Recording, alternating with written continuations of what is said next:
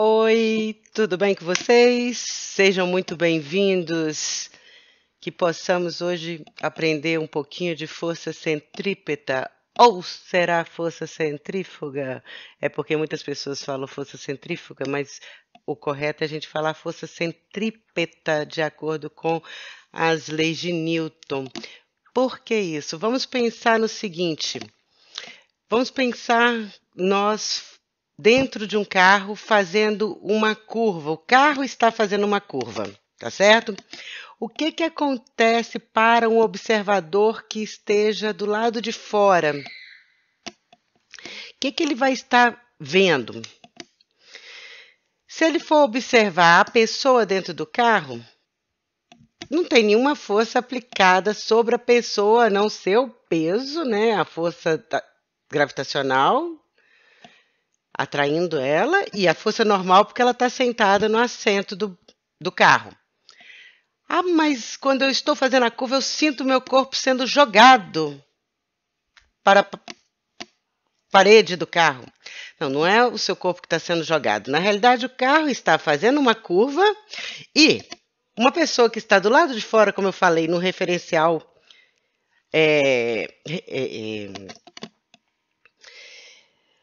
não móvel, né?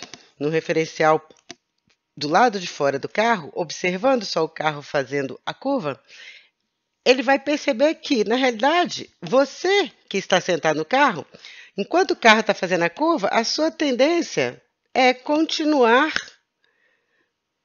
no mesmo movimento. Né? Primeira lei de Newton. Se você está ali, né, em movimento retilíneo uniforme, naquele instante, o carro está fazendo como, né, tangenciando aquela curva ali, você está naquele momento fazendo aquele movimento. Então, se você está em movimento retilíneo uniforme, não tem nenhuma força atuando em você naquela direção do movimento, você vai continuar com aquele movimento. Então, o carro está recebendo a força e está fazendo a curva, você está continuando com o movimento. Então, por isso que você se sente jogado para fora do carro, tá certo? Mas o que está acontecendo é que você está obedecendo a primeira lei de Newton num referencial inercial para quem está do lado de fora do carro, tá certo? E o carro que está tendo uma força centrípeta atuando nele, porque se o carro está fazendo a curva e não está sendo jogado radialmente para fora dessa curva, é porque tem alguma coisa, né? Uma força que está puxando ele para o centro. No caso desse carro, se a curva não for inclinada, a força de atrito que vai estar apontando para o centro. Se a curva for inclinada, né? Porque a maioria, várias estradas a curva é inclinada à medida que o carro está passando, fazendo, né, essa curva, nós vamos ter a força de atrito apontando para o centro da curva, né, fazendo esse movimento aqui. E nós vamos ter também a normal, não, a força perpendicular à superfície de contato. Então, nós vamos ter também uma componente da normal apontando para o centro da curva. Então, nós vamos ter uma componente do atrito apontando para o centro da curva e uma componente da normal apontando para o centro da curva.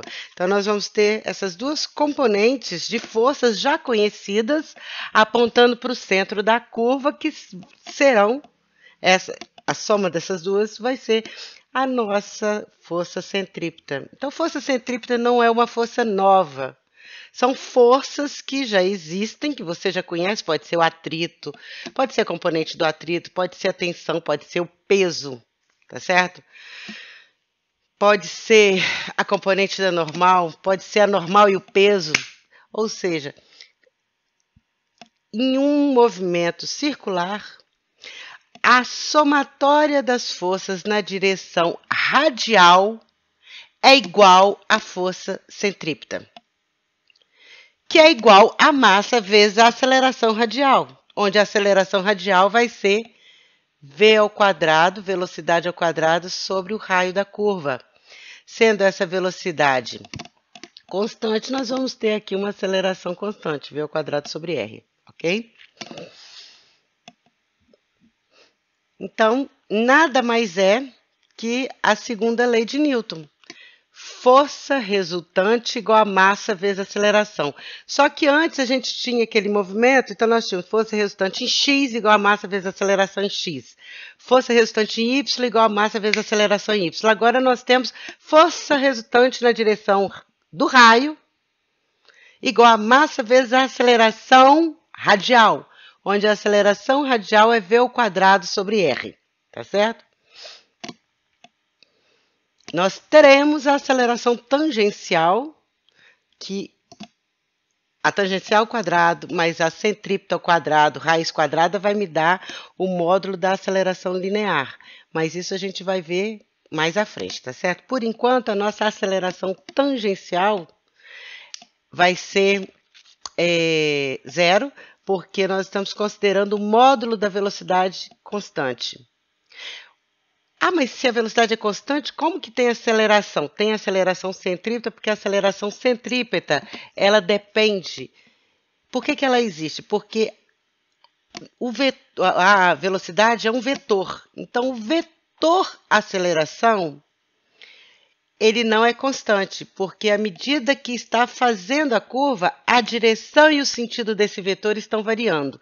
E essa variação da direção e do sentido do vetor velocidade é que resulta na aceleração centrípeta. Agora, se o módulo estiver variando, ele vai resultar na aceleração tangencial, tá certo? Então, velocidade constante em módulo, se estiver variando a direção e sentido, é porque está fazendo uma curva, logo tem aceleração centrípeta, ok? Então, vamos olhar aqui, ó. Um disco de metal. Nós temos aqui uma corda, um disco preso em uma corda. É como aqui, ó. Um plano, uma corda, um disco preso em uma corda girando aqui. Então, quais são as forças que estão atuando aqui? Uma trajetória circular de raio R e uma superfície horizontal sem atrito. Então, a única força atuando aqui, olha que nós vamos ter, numa superfície horizontal, ele vai ter a normal e vai ter o peso. Então, na direção vertical, eu tenho a normal e o peso. Mas e na direção do raio? Na direção do raio, nós vamos ter somente a tensão. Então, a força centrípeta aqui vai ser a tensão, que vai ser igual a massa vezes v ao quadrado sobre r, que é a aceleração centrípeta. E nesse outro exemplo aqui, um looping vertical. Nesse looping aqui, olha, eu até comentei na resolução de exercícios, que eu resolvi o exercício da roda gigante. Só que na roda gigante, a pessoa passa nessa parte de cima aqui, sentada na cadeirinha com a cabeça para cima. Então, normal continua para cima e o peso para baixo. Tanto na parte de cima quanto na parte de baixo, lá na roda gigante. Mas aqui, no globo da morte, ou nesse looping aqui feito de bicicleta, o que é que nós temos? Quando a pessoa passa nessa parte de cima aqui, ó, ela pressiona o piso e o piso reage com uma força para baixo, que é a normal. Então, nessa parte aqui, olha, nós temos a normal para baixo, o peso para baixo, nessa parte superior aqui da curva, né? Desse looping. O peso para baixo, a normal para baixo, e a aceleração centrípeta não aponta sempre para o centro da curva, a aceleração centrípeta também para baixo. Nesse ponto de baixo aqui da curva, nós vamos ter o quê? Normal para cima, peso para baixo e aceleração centrípeta para cima, apontando para o centro da curva.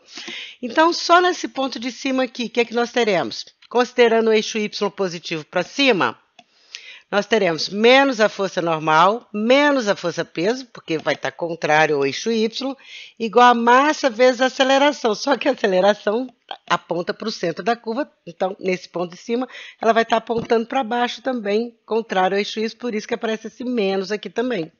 Então, nós teremos menos, menos e menos. Só substituir os resultados, os valores aqui para encontrar a resposta. Observe como eu falei. A força centrípeta é a força resultante na direção radial. Na direção radial, aqui nesse ponto de cima aqui da curva, desse looping, a força resultante na direção radial é a normal e o peso.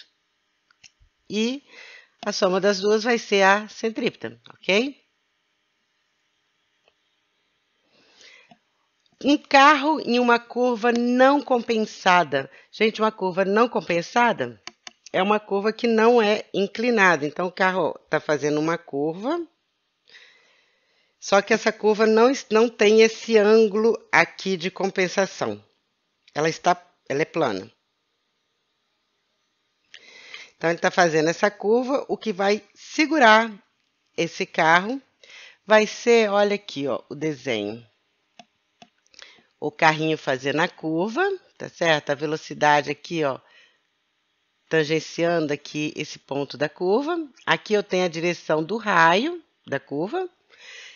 A força de atrito apontando para o centro da curva. Se fosse gelo aqui essa curva, o que aconteceria? O carro não iria ser lançado para fora da pista? Certo? Então, a força de atrito está se segurando, né? Está puxando para dentro da pista. Se a pista fosse inclinada, nós teríamos o quê? Nós teríamos uma componente, nós teríamos a normal e uma componente da normal também apontando para o centro da curva, certo? Então, aqui, ó, força resultante na direção do raio é a força de atrito, que é igual a massa vezes a aceleração centrípeta.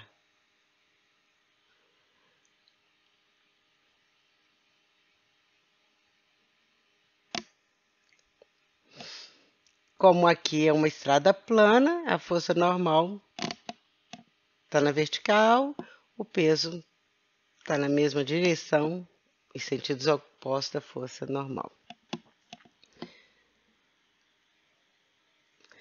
Meninos, eu espero ter ajudado um pouco vocês, tá certo? Que fique claro que você tem que, em cada exercício, em cada situação, calcular a força resultante na direção radial. Ela que vai ser a sua força centrípeta. Não é uma força nova que você vai somá-la às forças já existentes. Ela é a resultante das existentes na direção do raio, tá certo? Que é igual a massa vezes a aceleração centrípeta, e a aceleração centrípeta é v² sobre r. Meninos, fiquem com Deus e até a próxima, tá? Um grande beijo!